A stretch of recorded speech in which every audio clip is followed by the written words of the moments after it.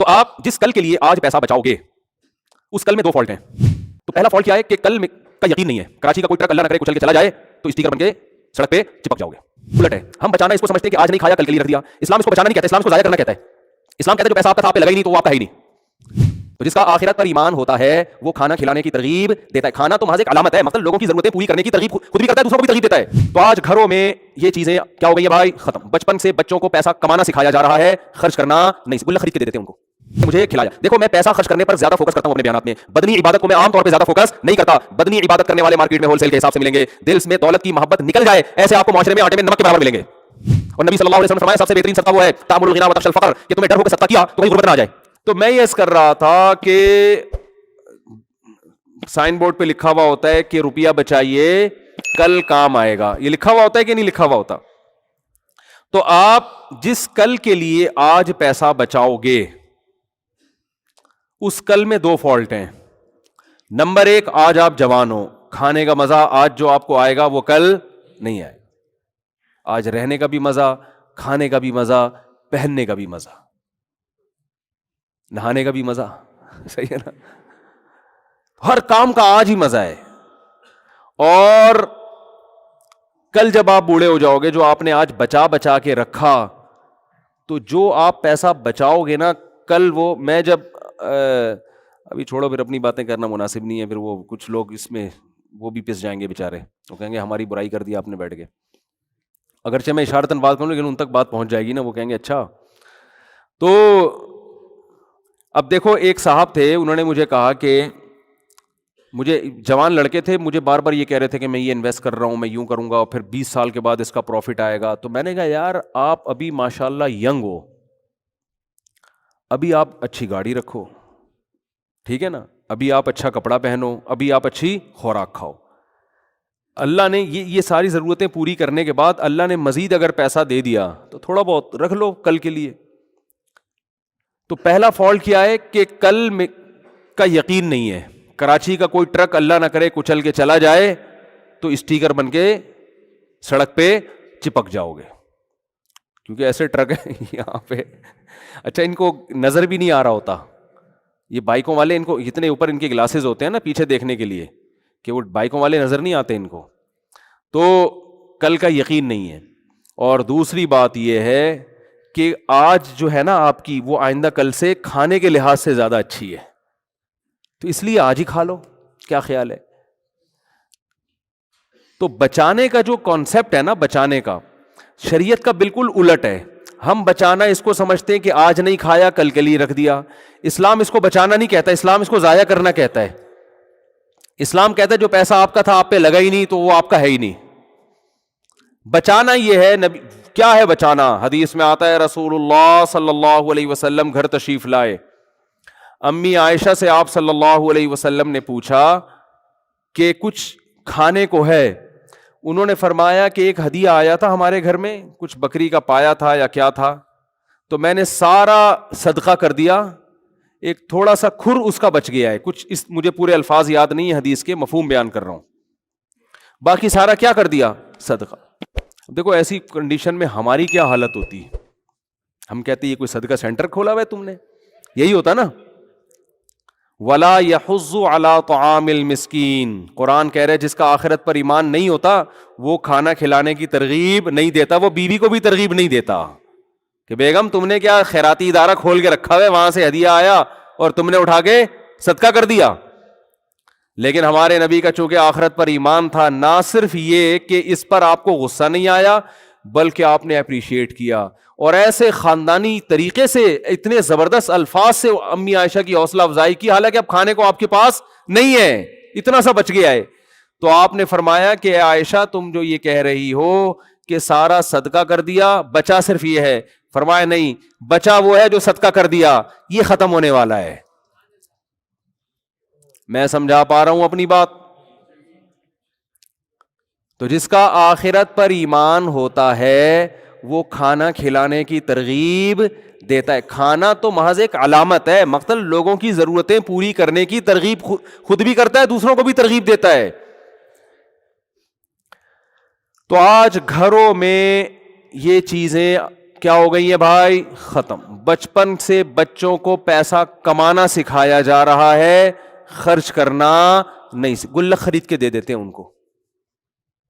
گلک ہوتا ہے نا, ابھی کیا کہتے ہیں آج کل نئی زبان میں اس کو, ہم تو گلک کہتے تھے, گلک ہی کہتے ہیں, کہ اس میں جمع کرو, اس میں جمع کرو, اس میں جمع کرو, اس میں جمع کرو. کمیٹیاں ڈال رہے ہیں, کمیٹیاں ڈال ڈال کے پھر نکلے گی. اور عجیب بھکاری بن ہے یار.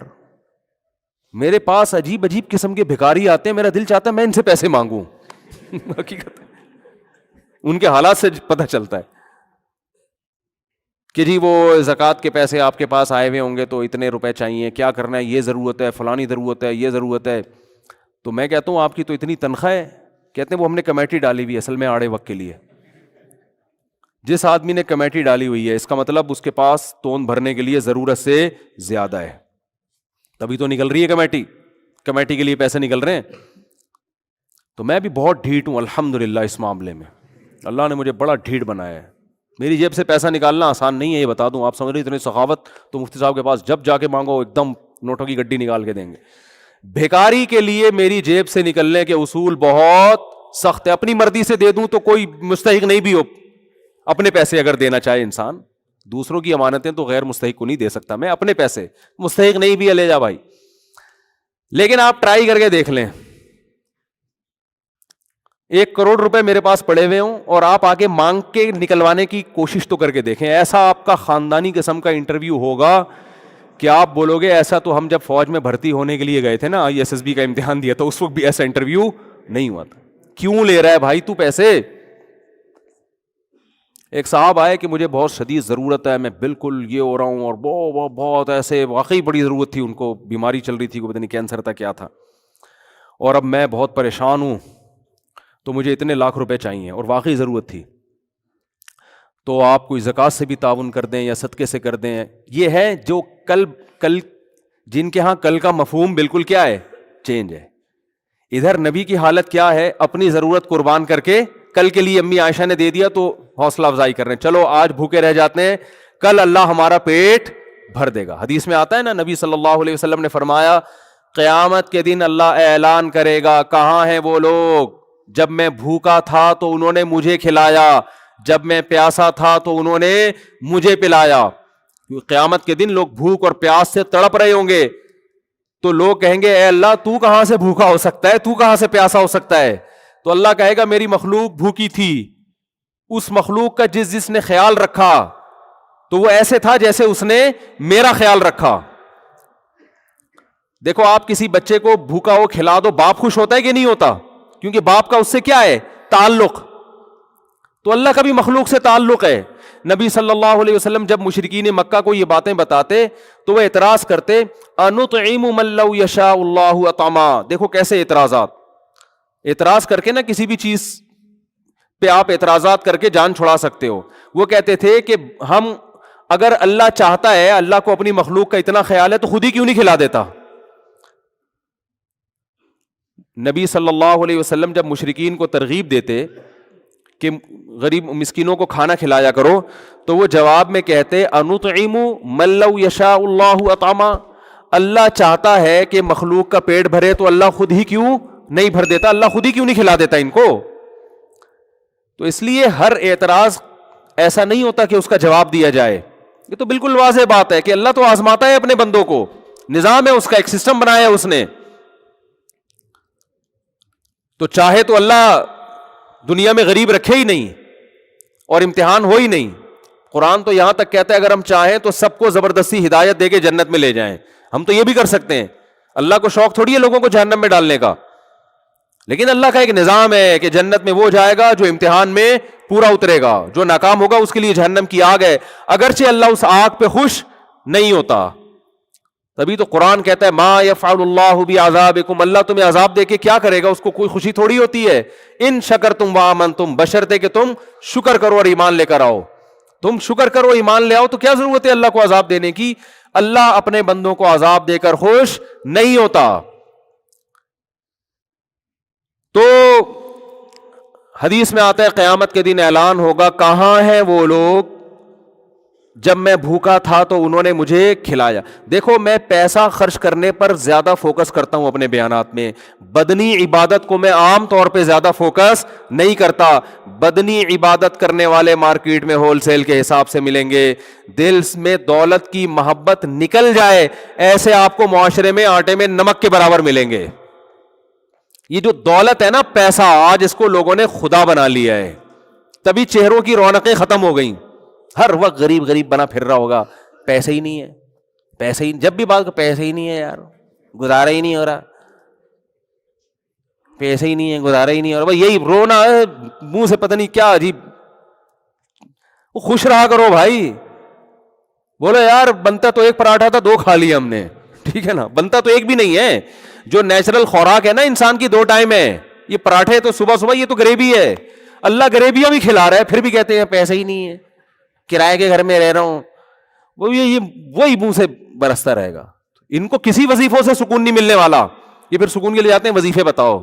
اور تمہارے اندر جو دنیا کی محبت کے گٹر ابل رہے ہیں نا, پیسہ, جو تم نے, ہندو تو پتھر کے بنے ہوئے بت کی عبادت کرتا ہے, آپ نے ان بتوں کو دل کے اندر داخل کر دیا ہے. یہاں سے نکالو, اور یہ جب تک روکڑا خرچ نہیں کرو گے نکلے گا نہیں ہے, یہ بتا دوں. اس کے لیے روکڑا خرچ کرنا ضرور, زبانی تقریروں سے نہیں ہوگا. نوٹوں کی گڑیاں نکال کے ہدیہ دیا کرو بھائی کو, بہن کو, اور صدقہ خیرات کیا کرو. اور نبی صلی اللہ علیہ وسلم نے فرمایا سب سے بہترین صدقہ وہ ہے تأمل الغنا وتخشى الفقر, کہ تمہیں ڈر ہو کہ صدقہ کیا تو کہیں غربت نہ آ جائے, اور نہیں کیا تو پیسہ بنا لوں گا مزید. اس ملی جلی کنڈیشن میں جو پیسہ نکلے گا, اس پہ کیا ملے گا آپ کو؟ ثواب. اور اللہ اس پہ خوش ہوگا, اس پہ مال میں برکتیں دے گا کہ مجھ پہ توکل کرتا ہے. سمجھتے ہو کہ نہیں سمجھتے؟ تو پیسے کو ایسا خدا بنایا ہوا ہے بھائی, بس کرو یار, میرا بنگلہ, میری گاڑی, میرے پیسے, میرا بستر, میری بائک, ٹھیک ہے دوستوں یاروں میں تھوڑا بہت شکر کے طور پہ ٹھیک ہے یار, گاڑی نہیں خریدی ہے, مٹھائی ہو جائے تو اچھی بات ہے, یہ شکرانے کے طور پہ تو ٹھیک ہے. فخر کرنے کی چیزیں نہیں ہے یہ تو کھلونے ہیں مٹی کے. بچے کو آپ نئی سائیکل دلا دیں, دوستوں کے سامنے گھماتا رہے گا بھائی میری سائیکل, بڑے ہنس رہے ہوتے ہیں کہ اس کو کیا ہو گیا, اتنے سے کھلونے پہ ہنس رہا ہے.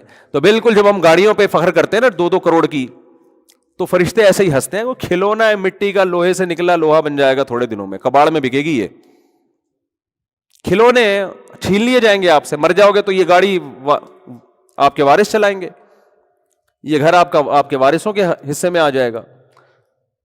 تو وہ میرے پاس آئے اور کہنے لگے یہ ضرورت, وہ ضرورت, میں مرا جا رہا ہوں, میں یہ ہو رہا ہوں, تو فلانا ہو رہا ہوں, تو اتنے پیسے چاہیے. تو میں نے کہا آپ کی گاڑی کتنے کی ہے؟ انہوں نے کہا گاڑی تو بھائی میری ضرورت ہے.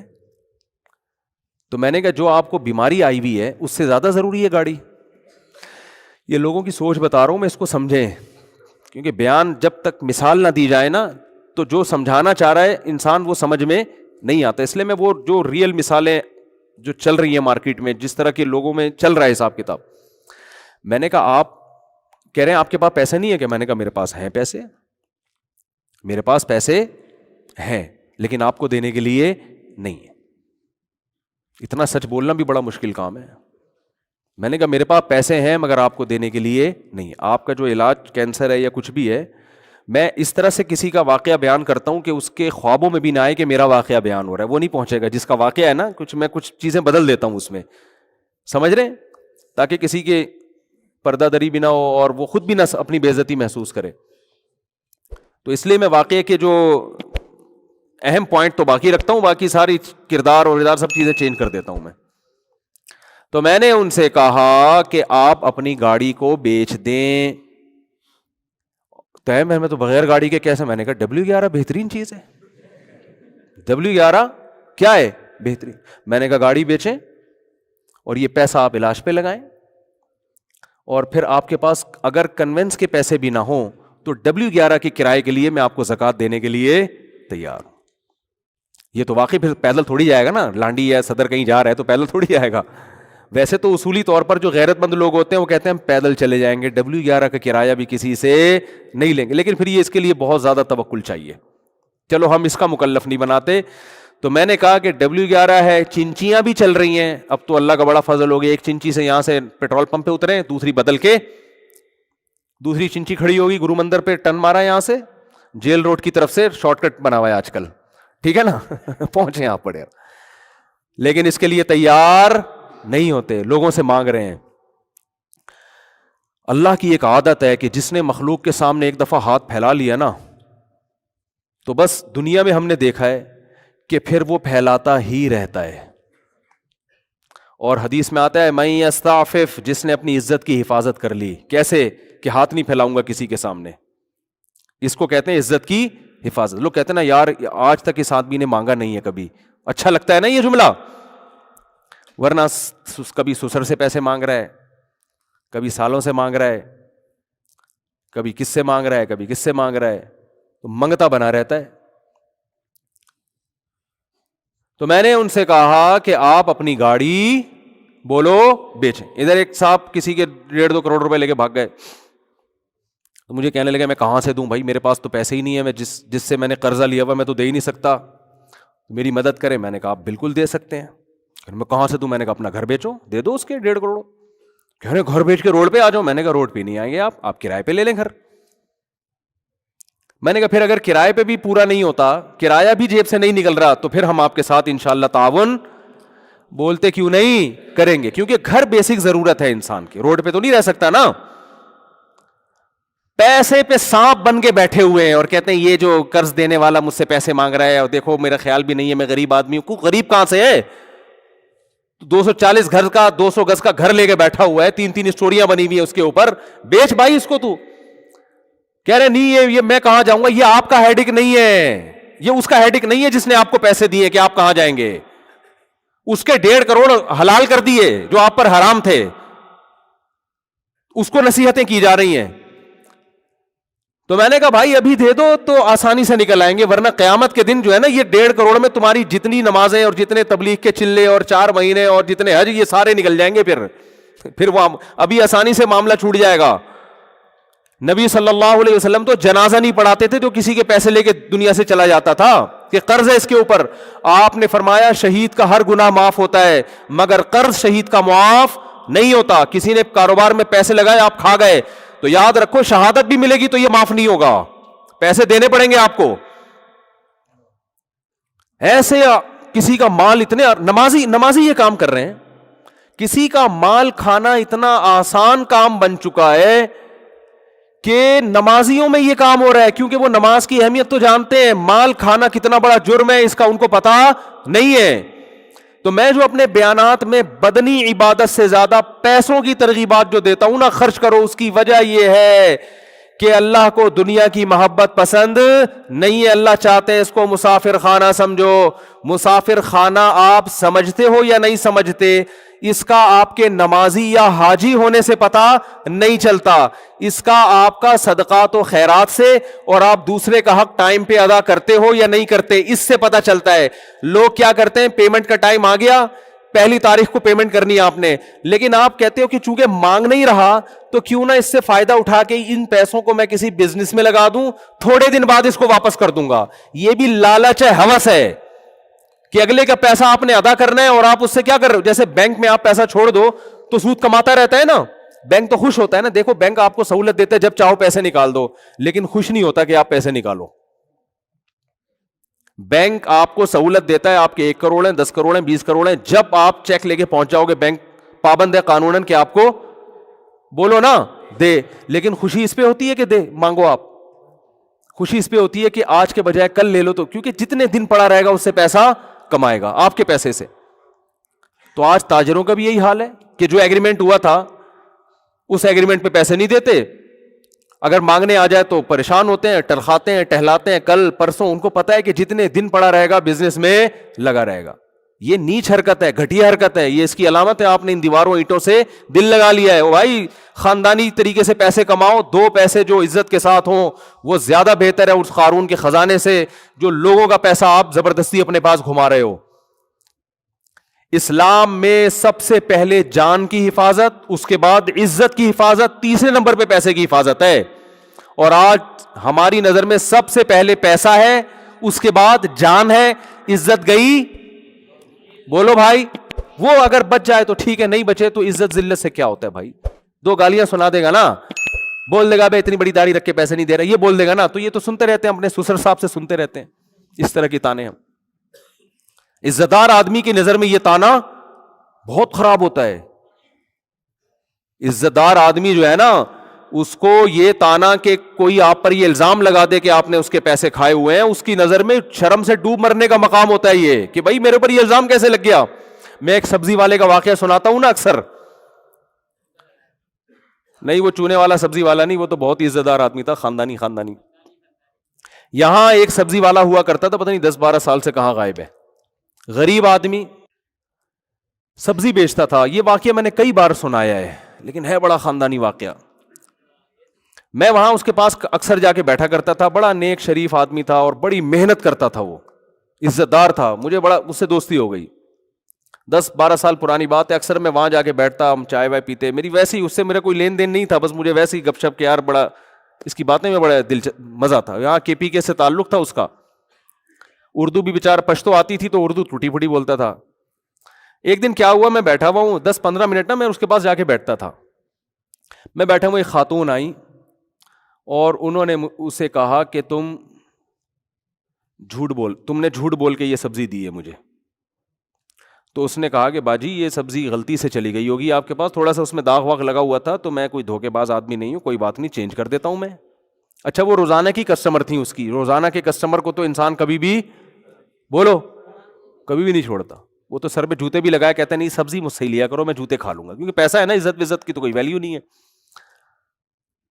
تو اس خاتون نے پھر کہا کہ نہیں تم نے جھوٹ بولا تھا, یا پتہ نہیں چور کا لفظ استعمال کیا یا جھوٹ بولا تھا, تم چور ہو یا جھوٹے ہو, کچھ اس طرح بولا. اس نے پھر کہا کہ باجی دیکھو یہ غلطی سے سبزی خراب چلی گئی ہے, میں ایسا ہوں نہیں, آپ یہ رکھ دیں, میں دوسری دے دیتا ہوں. تیسری دفعہ جب اس نے کہا نا کہ تم نے جھوٹ بولا تھا, اس نے کہا اب سبزی آپ کو نہیں ملے گی.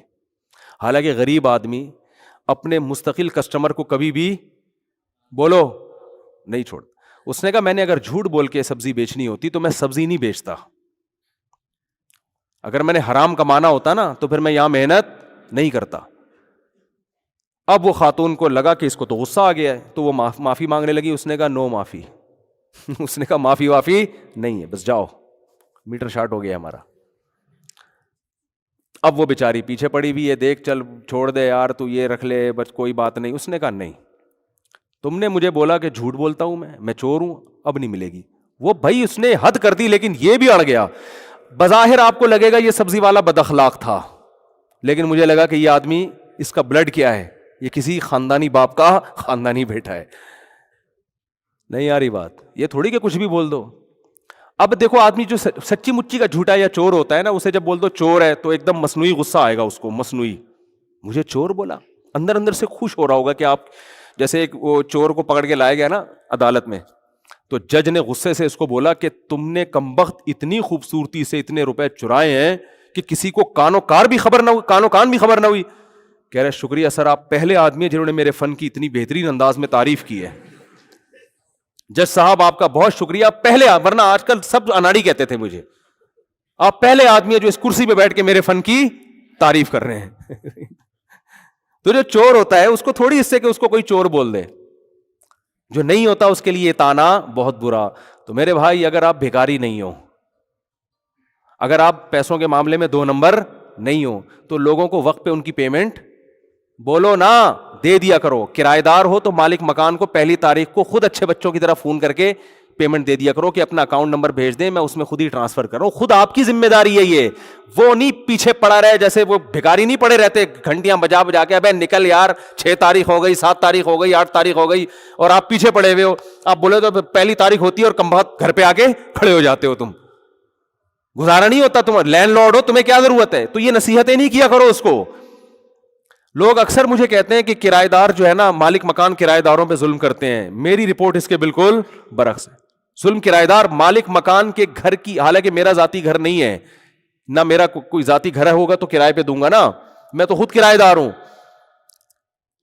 لیکن حقیقت یہ ہے کہ کرایہ دار مالک مکان کے گھر کی ایسی واٹ لگا کے جاتا ہے کہ جتنا کرایہ اس مالک مکان نے 5 سالوں میں وصول کیا ہے نا, سارا اس گھر کی ریپیئرنگ میں لگ جاتا ہے. کیونکہ امانتوں میں خیانت کرنے میں بہت مزہ آتا ہے آج کل. آپ یہ کرایہ دار یہ سمجھ کے استعمال نہیں کرتا کہ میرا گھر ہے, پھر کلر بھی اسی سے کروا رہا ہوگا. ٹھیک ہے نا, 5 سال ہو گئے کلر نہیں کیا, تو سارا کام الٹا چل رہا ہے معاشرے میں.